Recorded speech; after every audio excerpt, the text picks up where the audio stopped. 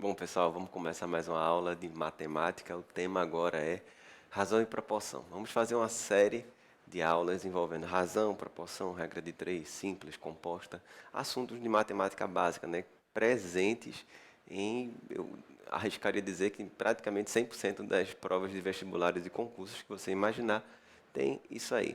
Tá? Então é um percentual considerável, né? 100%. Seguinte, então eu vou começar com alguns detalhes, algumas definições bem simples, bem básicas e muito importantes.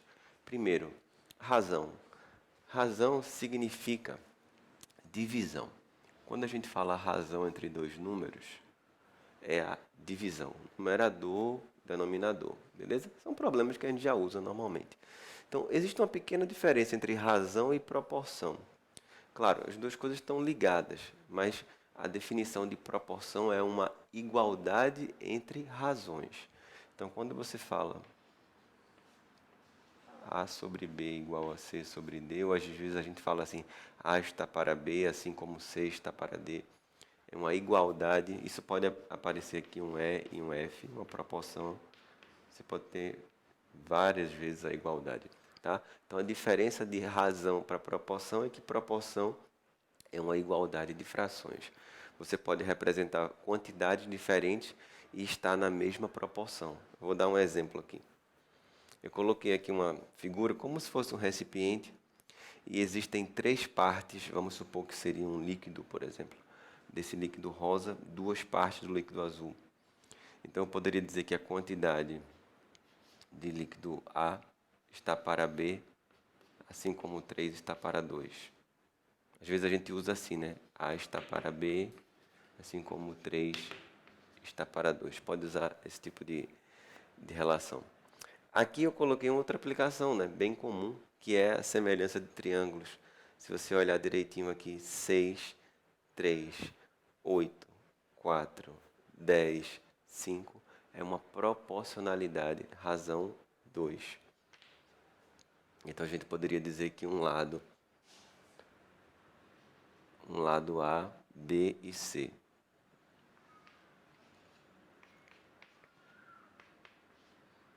Então, e aqui?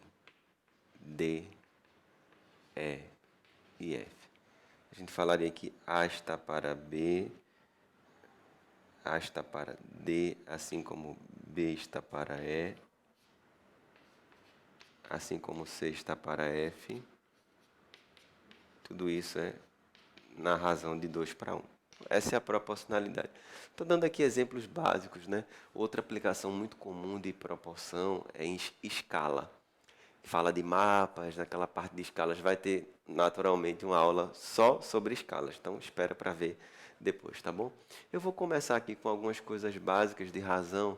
Depois a gente vai aprender como é que divide em partes diretamente proporcionais, inversamente proporcionais, aprender sobre o problema das torneiras, enfim, cada aula vai ter sua especificidade, tá bom? Aqui eu vou focar em problemas envolvendo razão. Então, são problemas da nossa apostila, tá bom? Eu vou começar, vou dar uma passeada pela apostila, porque tem muitos exercícios nesse capítulo que envolve razão, proporção, regra de três. Deixa eu confirmar aqui quantos tem. Então eu vou sair fazendo de maneira passeando, né, digamos assim, pelas questões. Ó, só para você ter uma ideia, são 85 questões. Então eu vou começar com a questão número 2 da página 64. Que diz o seguinte: um feirante compra laranjas pagando R$ 7,50 para cada 2 quilos e as revende ao preço de R$ 30 para 6 quilos. Para obter um lucro de R$ 500 com essas laranjas, esse comerciante deve comprar e revender. Olha só, vamos pensar o seguinte: não precisa montar a regra de três, não. A gente nem está falando de regra de três, tá? A gente está pensando de uma maneira muito mais genuína, uma ideia bem crua, natural. Na compra, olha só, ele compra 2 quilos de laranja a 7,50. Então, quanto é que ele está pagando por quilo? É só dividir 7,50 por 2. Então ele está comprando a 3,75, beleza? Na venda, Então, quando eu digo pensar de uma maneira genuína, é um raciocínio que a gente tem no dia a dia. Quando ele vende R$ 30, 6 quilos de laranja, então se você dividir 30 por 6, você vai descobrir que ele está vendendo a laranja a R$ 5, ok? Então quer dizer que o lucro que ele tem por cada quilo é de 1,25. Beleza? Então o raciocínio dele é esse, ele consegue lucrar R$ 1,25 por cada quilo. Bom, se ele quer ter um lucro de R$ 500, o objetivo é esse, ter um lucro de R$ 500.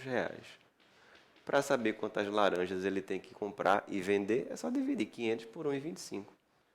E aí você tem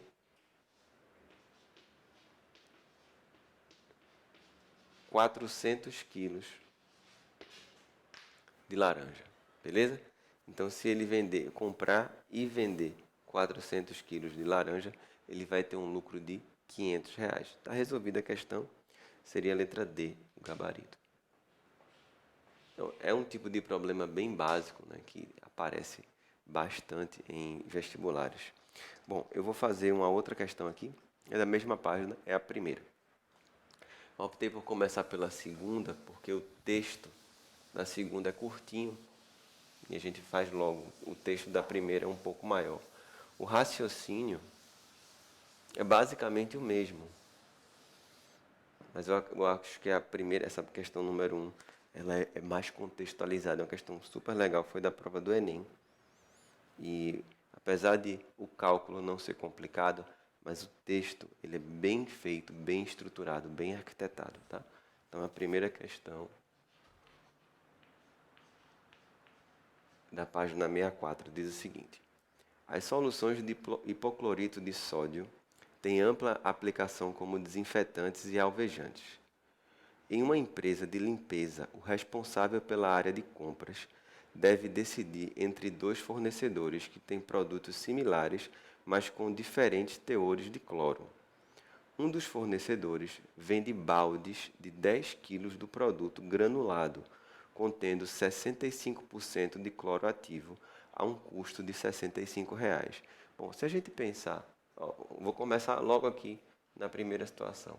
Se ele vende 10 quilos no balde e tem 65% de cloro ativo, então eu tenho 6,5 kg de cloro.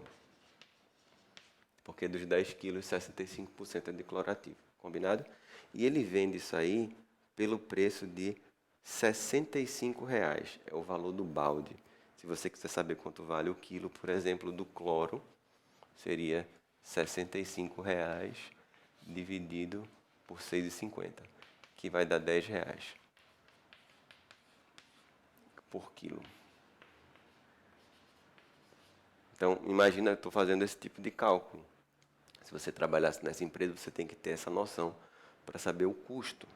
Então, essa é a primeira conta, esse é o primeiro fornecedor. Vamos lá. Isso, lembrando, é um balde de 10 quilos, tá? Só para a gente não confundir as coisas. Aí, vamos lá. Um outro fornecedor, que eu vou chamar aqui fornecedor 2, oferece a um custo de R$ 20 bombonas de 50 quilos do produto líquido, contendo 10% de cloro ativo.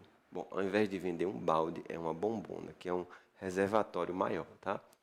Então, o outro, ele pega aqui, ó, 50 quilos com 10%. Então, se você fizer 50 quilos com 10% de cloro ativo, significa que nessa bombona tem 5 quilos de cloro.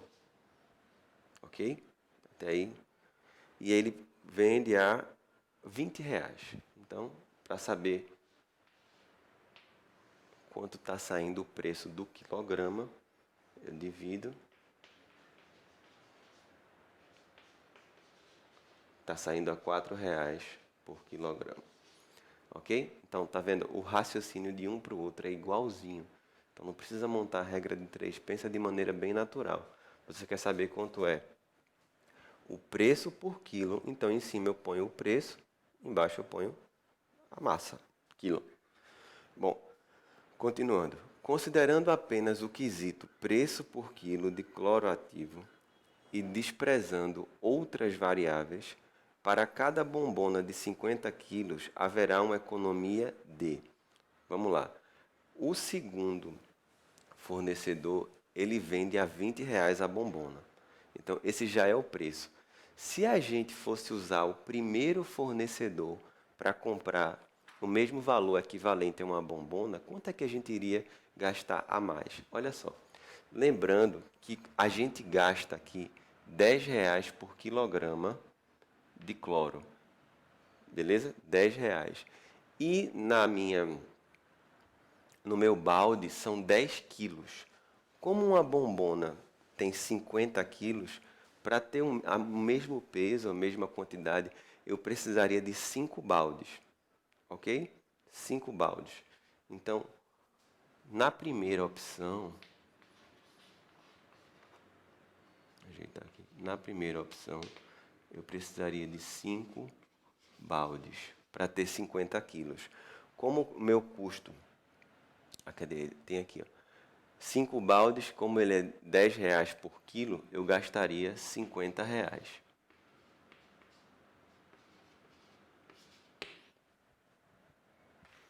Ok? Então, meu custo seria R$ 50 para ter a primeira opção, se eu fosse utilizar a mesma quantidade de cloro de uma bombona. Só que com a bombona eu gasto R$ 20. Então, se eu fosse utilizar a primeira opção, eu iria gastar R$ 50. Na segunda opção, eu já gasto R$ 20. Então, quem gastaria 50, mas pode gastar 20, é porque há uma economia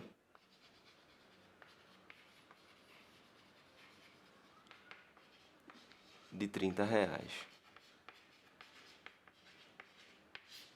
Está resolvido o problema.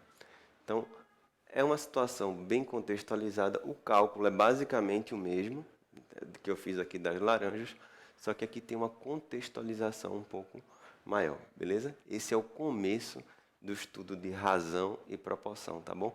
Vamos fazer uma sequência de questões e de aulas sobre isso. Fica ligado que tem muita coisa para a gente conversar.